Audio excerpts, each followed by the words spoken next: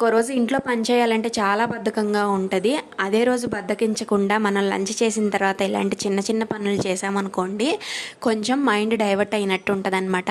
AC తొందరగా cool అవ్వట్లేదు అని చెప్పేసి ఏసీ ఓపెన్ చేస్తే చాలా డస్ట్ ఉంది. ఇంకా అదైతే ఆఫ్టర్నూన్ టైంలో క్లీన్ చేసేసాము. చాలా రోజుల నుంచి చేద్దాం అనుకుంటున్నాం కానీ ఇప్పటికీ దొరికిందనమాట ఫ్రీ టైం దీనికి. ఇవాళతో దీని డస్ట్ అనేది వదిలిపోయింది. అలాగే ఫ్రిడ్జ్కున్న పైన కవర్స్ వేస్తాం కదా, అవి వాటిల్లో ఉన్న పేపర్స్ వేస్ట్ అవన్నీ తీసేసి నీట్గా సర్దేశాను అనమాట.